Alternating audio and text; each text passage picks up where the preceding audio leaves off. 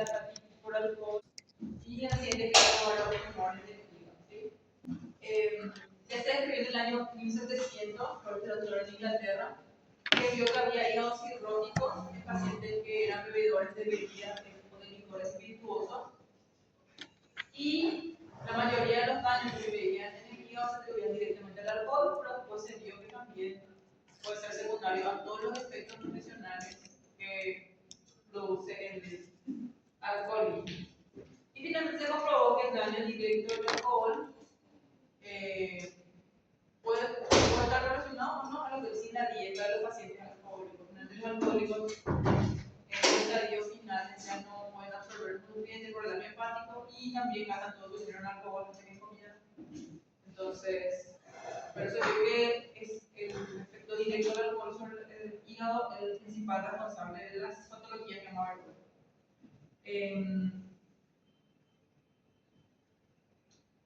Dependiendo de los países, ¿verdad? No es lo mismo el alcohol que tomamos en Paraguay que el alcohol que tomamos, por ejemplo, en Alaska. Hay países donde se toman más bebidas destiladas, en otros países se toman más bebidas fermentadas. El grado de alcohol de esas bebidas es diferente, no es lo mismo un vaso de cerveza que un vaso de whisky o de caña. El grado de alcohol o los gramos de alcohol son diferentes.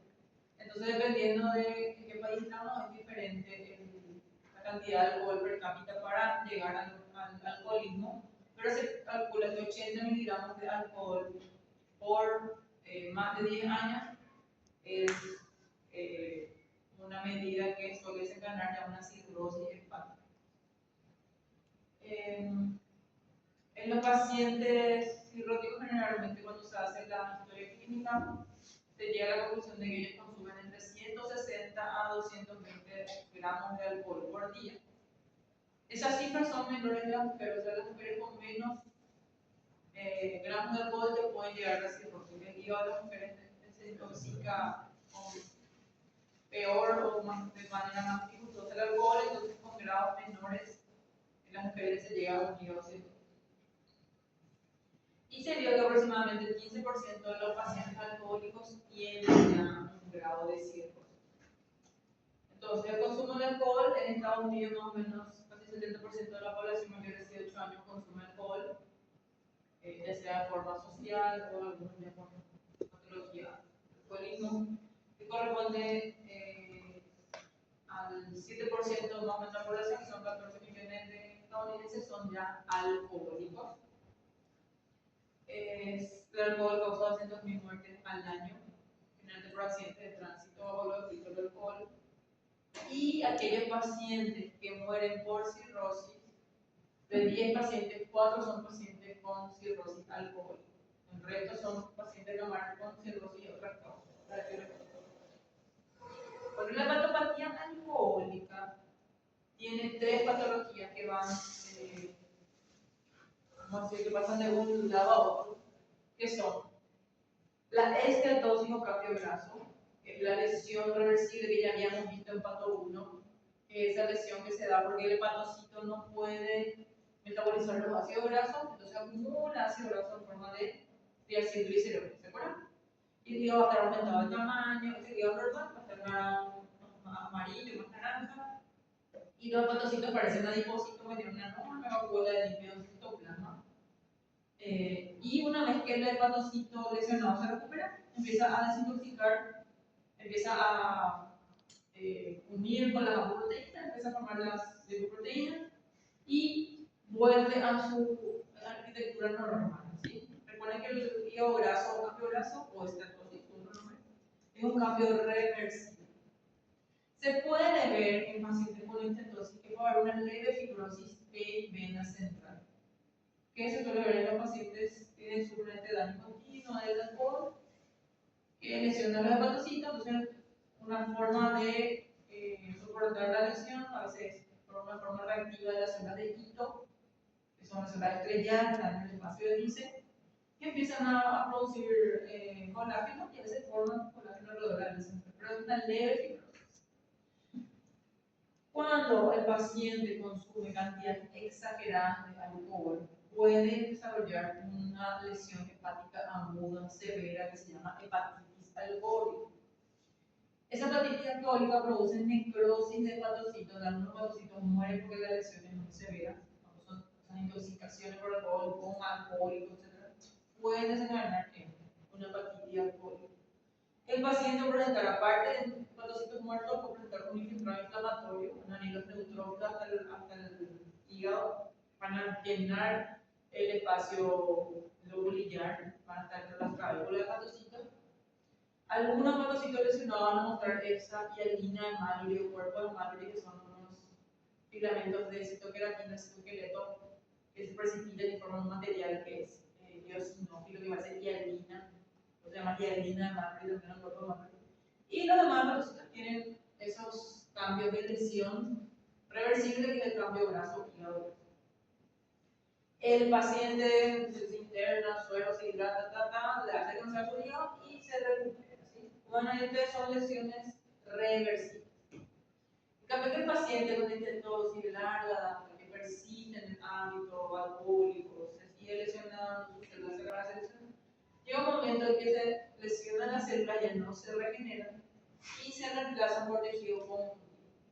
Lo mismo, si acá hubo una necrosis masiva de hepatocitos, el paciente se puede recuperar, pero a veces esa necrosis masiva daña el nicho de células madre o daña la matriz celular, entonces esa parte ya no se regenera y se cura con cicatriz, con formación de cicatriz, formación de bandas de colágeno. Y ahí vamos a tener lo que se conoce como la cirrosis, que es la presencia de nodulitos de parénquima hepático rodeados por bandas de fibrosis, bandas de colágeno. Esto que se considera, como acá, algo irreversible.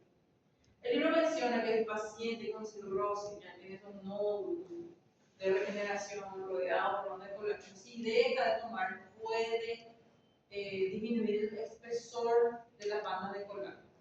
No es totalmente reversible, no se va a curar, no va a estar su hígado normal como estaba originalmente, pero por lo menos las bandas gruesas de colágeno adelgazan un poquito. Entonces hay un poquito más de hígado y menos fibrosis. Entonces mejora un poquito la clínica.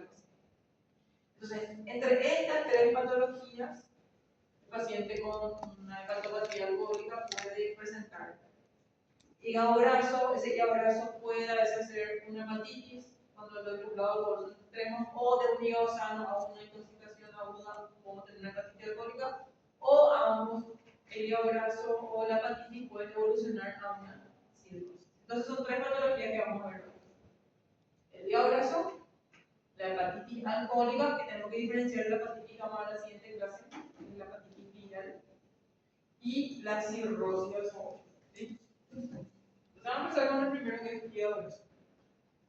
El hígado graso ya conocemos que cuando vimos acumulaciones hemos visto que se acumulan lípidos, y en este caso el lípido que se acumula es triacilglicerol. ¿Sí?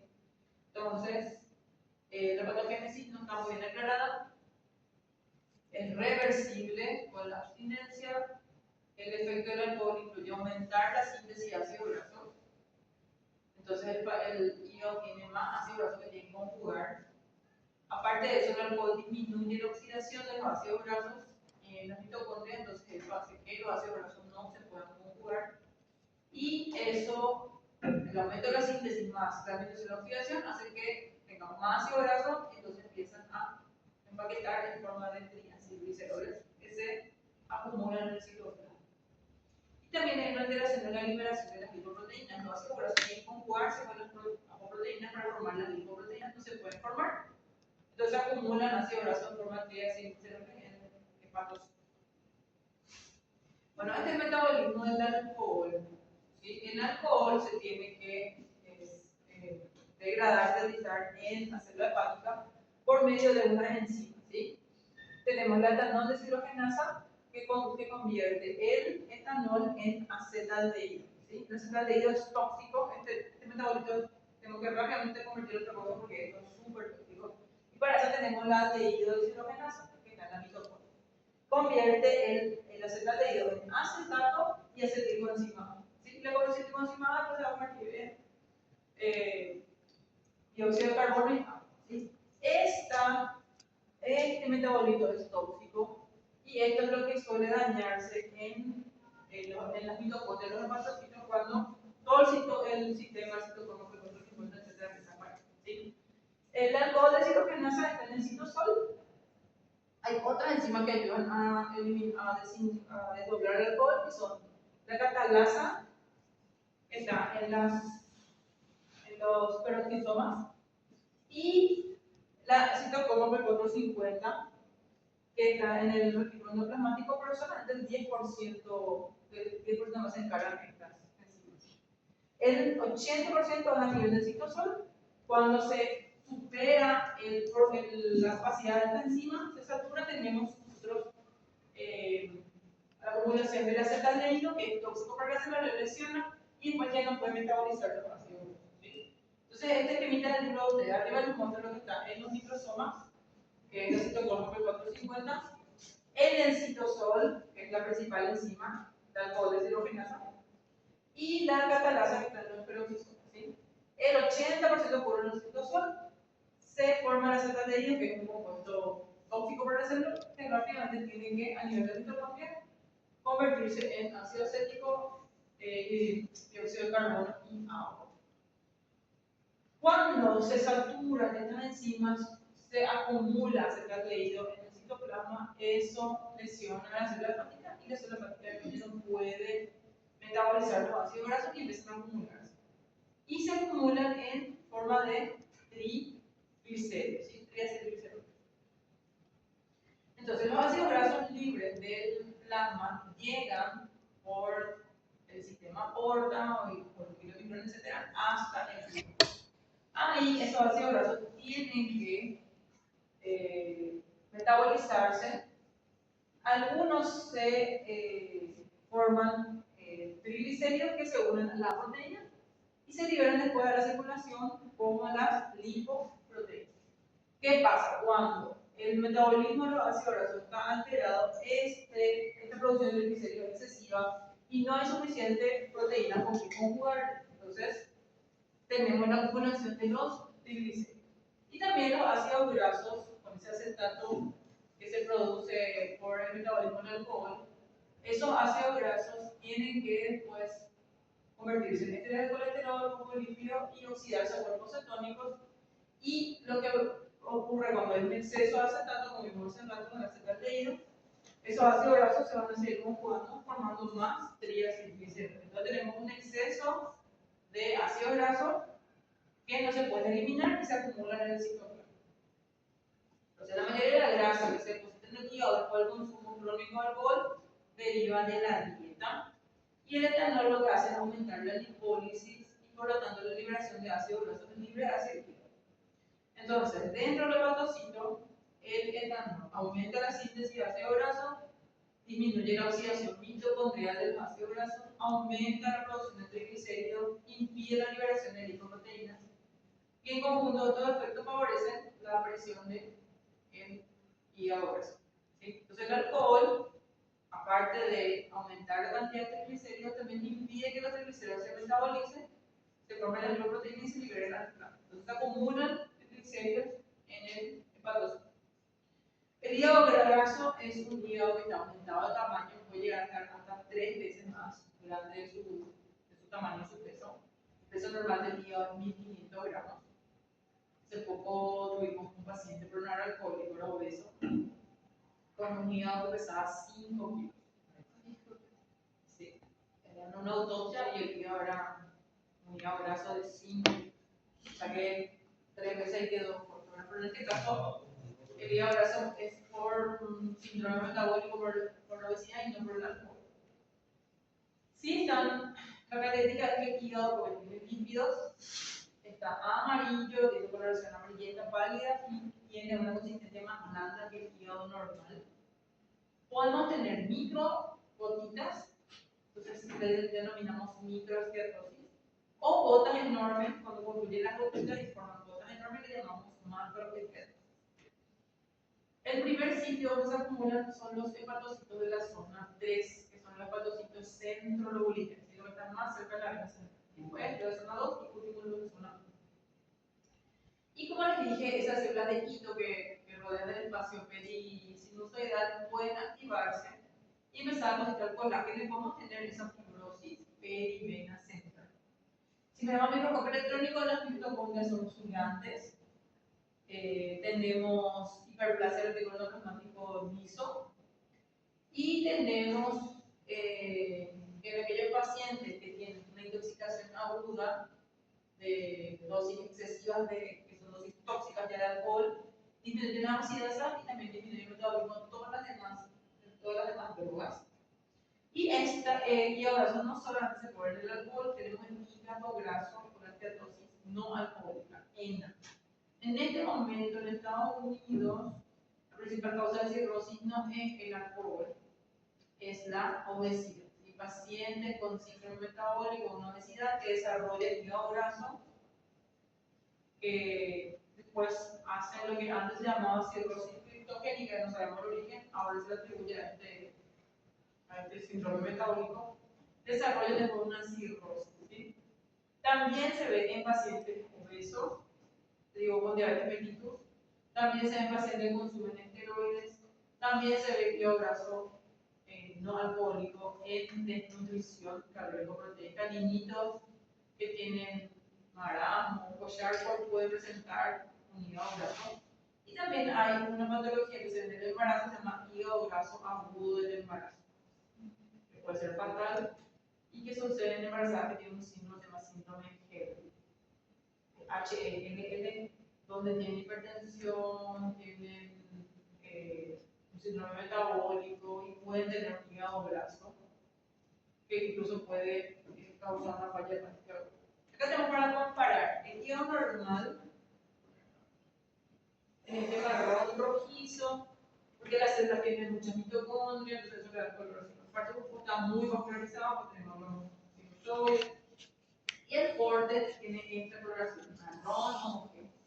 El hígado graso tiene este amarillo, puede ser un poquito más naranja, menos naranja, pero si comparamos, vamos a ver la diferencia de color entre el hígado graso y el hígado normal. ¿Sí? ¿Por qué? Porque cada hepatocito ahora tiene lípidos y en la macro la grasa o los núcleos se ven de color amarillo. ¿Sí?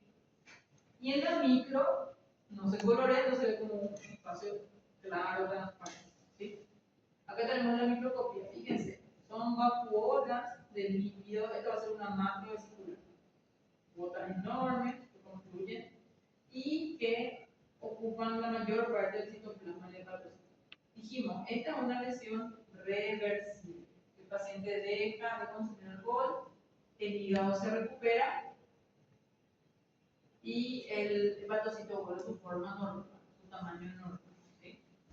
La siguiente patología dentro de la hepatopatía alcohólica es la hepatitis alcohólica, que tenemos que diferenciar de la hepatitis viral que vamos a ver enseguida. La hepatitis alcohólica se ve porque en áreas de necrosis mueren hepatocitos por intoxicación aguda.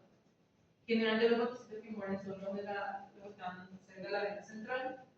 Tenemos esos cuerpos de Mallory o hialina de Mallory, que son filamentos del citoesqueleto que precipitaron porque se dañó el hepatocito, o sea, no estamos hablando de un hepatocito dañado. Hay infiltrado inflamatorio y el infiltrado inflamatorio está formado por neutrófilos. ¿Sí? Una hepatitis aguda con neutrófilos. Enseguida vamos a ver la vida que hay hepatitis aguda y crónica. Y en la aguda, en vez de haber neutrófilos, hay linfocitos, pero ¿por qué? Pues son virus. ¿Sí? Y tenemos la fibrosis alrededor de la vena central. Esas son características que nos orientan a que estamos mirando una lámina de una hepatitis aguda alcohólica y no una hepatitis aguda viral. El paciente tiene fiebre, anorexia, ictericia, se le hacen los análisis de las enzimas elevadas, puede tener aumento de leucocita en sangre, estímulo renal prolongado, todo indicando un daño hepático. La mortalidad puede ir hasta el 30%, o sea, de 10 pacientes con una hepatitis alcohólica, 3 pueden morir.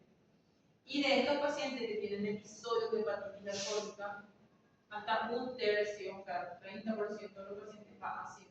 ¿Por qué? Porque a veces mueren grandes áreas de hepatocitos que no se pueden regenerar y se reemplazan por cicatriz protegido con uno. ¿Sí? La abstinencia mejora el cuadro en 6 meses. La abstinencia ya mejora el cuadro. Solo tenemos que recordar de la hepatitis alcohólica que hay necrosis hepatocitos, hay infiltrado inflamatorio agudo, o sea, hay neutrófilos. Hay hepatocitos lesionados en esa hialina de Mallory, que vamos a ver que no es específica del alcohol, pero que nos ayuda mucho. También se puede ver en otras enfermedades como por ejemplo fiebre amarilla, pacientes con hepatitis por rinosis, dengue, pero es muy característico ver esas lesiones en los pacientes que tienen ese daño hepático agudo por el alcohol. Y que la fibrosis generalmente afecta a la vena central. Si tenemos un dibujito, este dibujito donde les muestra. Ahí está la vena central arriba y les muestra que hay una leve fibrosis alrededor de la vena central. Estas son las clavículas del hepatocito y este es el espacio por donde está la arteria, la vena y el ducto biliar. Fíjense que hay, con ese F, con los que son parecidos a la F, son hepatocitos con cambio graso, ¿sí? Hepatocitos dañados, lesionados, pero que todavía están vivos. Después vamos a tener hepatocitos con cambio balonizante o también se llama cambio hidrópico, que era que se lesionó la membrana y empieza a entrar agua. Esos son hepatocitos que están hinchados. Este que dice MB es la hialina de Mallory, el cuerpo de Mallory, ¿sí? Que dijimos que era el hepatocito que se precipita. Estos hepatocitos son los que están empezando a tener el cambio graso, ¿sí? Tienen microvesículas, microgotitas que van a confluir y formar una sola gotita. Acá en este esquemita no les muestra, pero hay celdas muertas. Y el infiltrado, fíjense que son neutrófilos. ¿Sí? Los neutrófilos se meten entre las clavículas de hepatocitos. Entonces tenemos necrosis hepatocitos dañados que se ven como macrovesicular, microvesicular, hígado graso, cambio balonizante, que son los que tienen agua en el citoplasma, los que tienen la hialina de Mallory y la fibrosis de la vena. Y acá tenemos una imagen de un hígado dañado. Este, por ejemplo, es un hígado beta, para un hepatocito que tenemos más o menos la composición. Pero se puede ver, estos que están con la pesquisa, en mayor aumento, son los que tienen ese material hialino rosado, que es la precipitación del citoesqueleto. ¿Sí? Son filamentos de queratina. A eso le llamamos cuerpos de Mallory, a esto, o hialina de Mallory. ¿Sí? Pueden ver acá también, fíjense en esta parte del mayor aumento, la presencia de los neutrófilos. ¿Sí? Se están metiendo los neutrófilos entre los hepatocitos.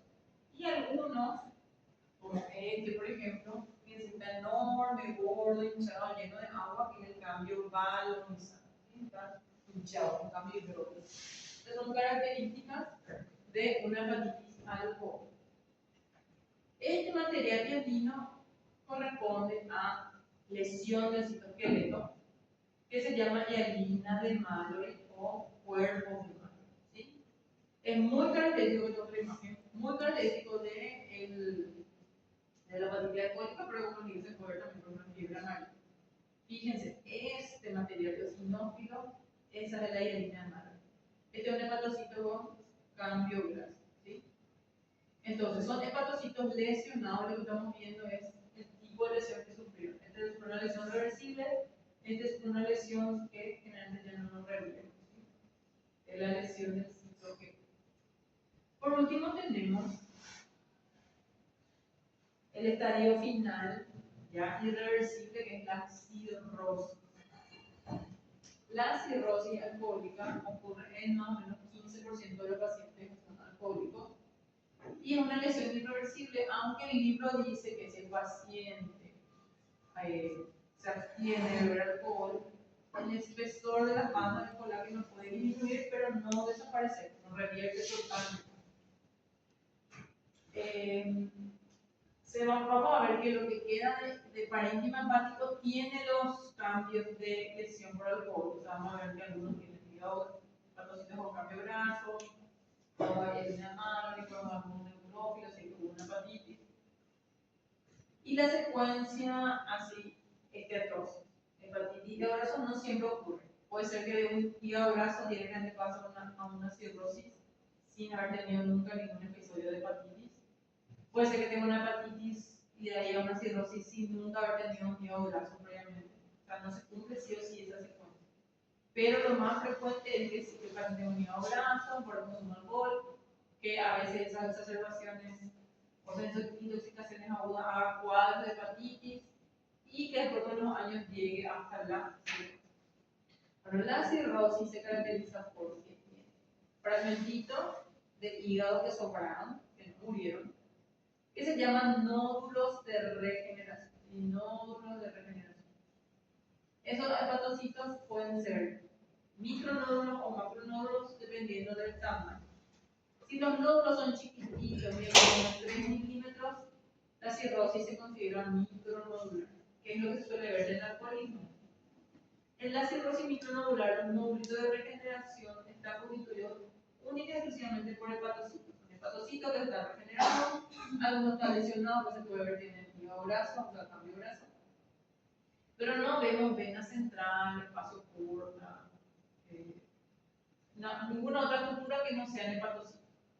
En cambio, la cirrosis macronodular, sí vemos esa estructura. Los nódulos de regeneración son más grandes, entonces pueden ver sectores con hepatocitos que tienen vena central, que tienen espacio corta, y otras estructuras. En el alcoholismo generalmente el tipo de cirrosis es micronodular, ¿sí? Chiquitito. Estos nódulos de regeneración están separados entre ellos por estas bandas de colágeno de fibrosis, que es lo característico de la cirrosis, las bandas de colágeno que están ahí reemplazando a las células que murieron. Y a veces las células madres desesperadas tratando de detener el hígado empieza a producir estos ductos biliares. Tenemos un montón de ductitos en el espesor del tejido conjuntivo sin sentido. Esto, en su afán por reponer el parénquima hepático, repone con la idiosita y hay un montón de ductitos que quedan atrapados en el tejido conjuntivo. El tejido conjuntivo puede tener linfocitos, que suele ser una inflamación crónica. Entonces puede tener un infiltrado inflamatorio mínimo, pero generalmente son los linfocitos los que están ahí en el espesor del septo del tejido conjuntivo. Entonces son tres componentes, bueno, dos principales lo que nos hacen el diagnóstico de cirrosis. Parece que el linfocito puede tener nódulos de regeneración y los tabiques fibrosos que separan esos nódulos. Con estas dos cosas yo hago el diagnóstico de cirrosis. La inflamación puede estar no presente, no es indispensable para el diagnóstico. Pero para decir cirrosis, nódulos de regeneración y los tabiques o bandas de colágeno que separan a los nódulos. El parénquima hepático normal, vimos hace rato, es así liso, tiene esta superficie externa lisa y el borde también es liso, o sea, no hay nódulos. Estos son vasos sanguíneos, ductos biliares, mayores, etc. Pero en el parénquima hepático no, estos son ductos, vasos, pero el parénquima hepático es liso, al borde también. Lo que vamos a ver ahora es que esa superficie externa lisa se reemplaza por esta superficie externa rugosa. Y está rugosa porque hay múltiples pelotitas o nódulos. Cuando son así chiquititos, todos más o menos del mismo tamaño, todos más o menos 3 milímetros, decimos que la cirrosis es micronodular. ¿Sí? Si yo corto esto, así se ve la superficie interna, llena de nodulitos también. Nodulitos separados por tabiques de tejido conjuntivo. Esta es mi cirrosis micronodular. Voy a poner otra vez guión normal. Superficie externa, superficial corte. Superficie externa, superficial corte. Guión normal. Superficie externa al corte del hígado con cirrosis. ¿Sí? Se forman, aparecen un montón de nodulitos. Los nodulitos corresponden a áreas de hígado, parénquima hepático y tejido conjuntivo alrededor. ¿Sí? Entonces, ¿cómo voy a ver la microscopía? Nodulitos y esto es tejido conjuntivo. Me separa este nódulo de este otro nódulo. No se puede dibujar.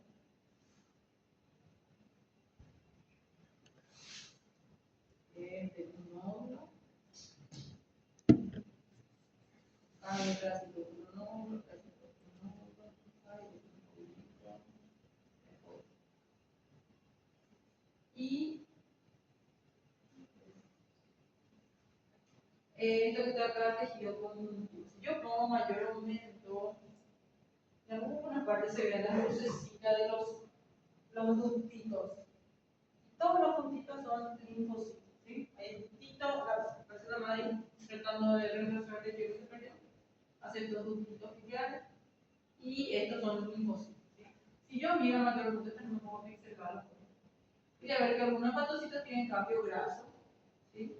En este caso no veo vena central, no veo estructura que no sean hepatocitos, son nódulos de regeneración, hepatocitos que están regenerando, tratando de reemplazar los hepatocitos muertos.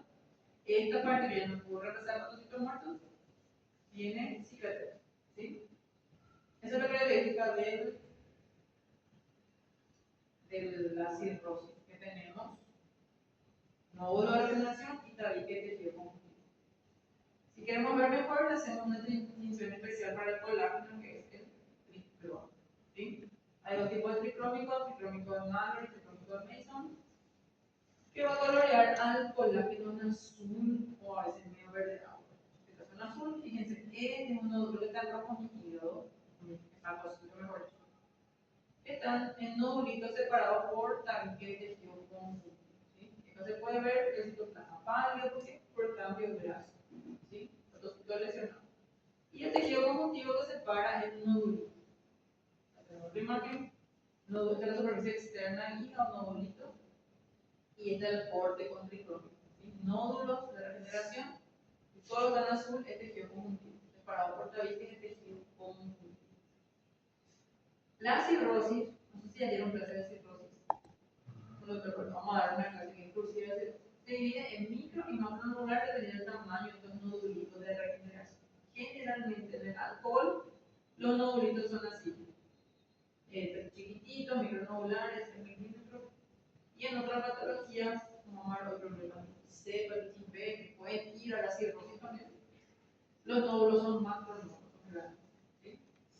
Entonces, para ir terminando, la hepatopatía alcohólica es una patología que puede llegar a un estadio terminal si el paciente persiste en el hábito de la lesión hepática. Puede ir iniciando con una esteatosis, donde vamos a tener hepatocitos en ese cambio graso. Puede ir a hepatitis alcohólica, donde el paciente va a tener inflamatorio y harina de Mallory, fibrosis perivena central, o por último llegar a la cirrosis, con formación de nódulos que se separan por los tabiques de tejido conjuntivo.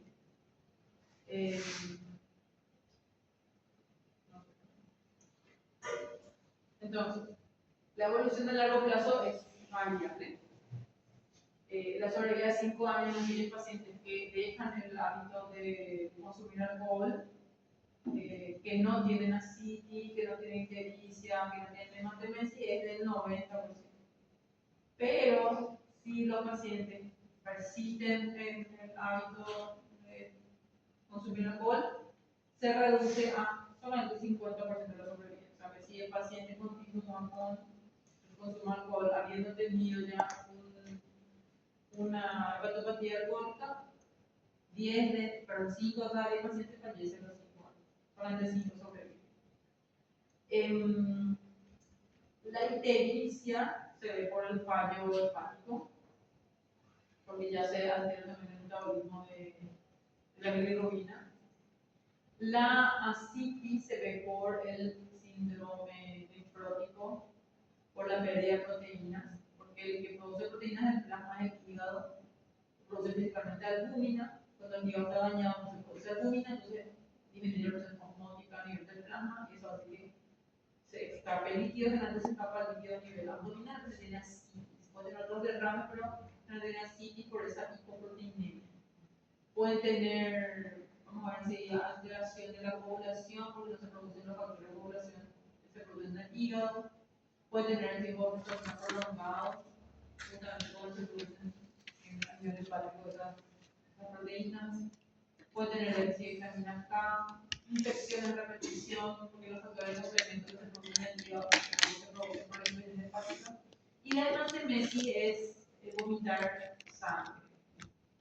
Esto se da por lo que vimos la semana pasada, por la presencia de las varices esofágicas. el paciente con cirrosis tiene una hipertensión portal. Al tener una hipertensión portal, se forman esas varices a nivel de carne y del esófago, que con el aumento de la presión pueden romperse y dar sangrado que puede llevar al paciente al shock cólico y la muerte, inclusive si no se trata por rotura de esa varices esofágica. O sea, el paciente desarrolla varices esofágicas a consecuencia de su hipertensión portal que ocurre por la cirrosis hepática.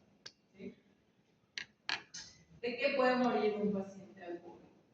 El coma hepático, donde hay una falla hepática aguda, se necesita hígado para elaborar factores de plasma, factores de coagulación, factores de complemento. Puede haber una hemorragia intestinal masiva justamente por la rotura de las varices esofágicas, que dijimos que era consecuencia del aumento de la presión a nivel del sistema portal. Infecciones, ¿por qué? Porque muchos factores de complemento que se necesitan para combatir las infecciones ya no se producen a nivel hepático. El síndrome hepatorrenal, después de un episodio de hepatitis aguda alcohólica, y de algunos pacientes se pueden desarrollar carcinomas hepatocelulares. Y esa necrosis masiva produce nódulos de regeneración. Y esa regeneración constante puede hacer que haya alguna falla a la hora de copiar el ADN, alguna mutación y produzca o de origen a un carcinoma hepatocelular.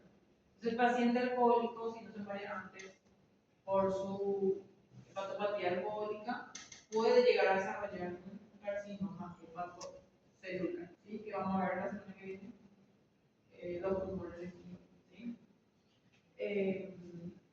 Pueden hacer encefalopatía hepática, pueden hacer alteraciones cardíacas, pueden hacer úlceras, pueden hacer pancreatitis. Todavía no dimos páncreas, pero vamos a ver que una de las causas de pancreatitis es la intoxicación por alcohol.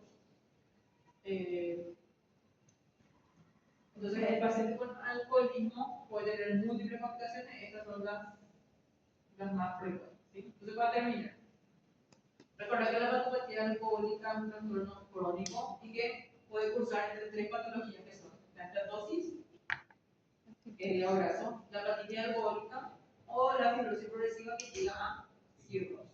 ¿Sí? El consumo de 80 gramos por día es el umbral para desarrollar una patología alcohólica y se pueden pasar entre 10 a 15 años para que el paciente llegue a desarrollar una cirrosis. No todos los borrachos tienen cirrosis. No van a ver que todos los borrachos corren mucho, no todos tienen cirrosis, están echados, así. No todos llegan a cirrosis, mismo el 40% de ellos no llegan, ¿verdad? Pero si persiste, que se llevan 10 a 15 años, pueden llegar a desarrollar. Entonces se calcula que es el tiempo para desarrollar cirrosis, ¿verdad? Y vimos que no, por suerte la cirrosis no afecta a todos los borrachos. Es muy poco el porcentaje, pero bueno, esos pacientes podrían evitar esa falla hepática.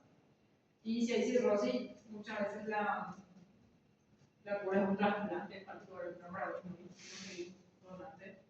Y si no deja el alcohol, tampoco entra en la lista de son abstemios, pero van a entrar en la lista de los receptores de oro. Y eso. Muchas gracias.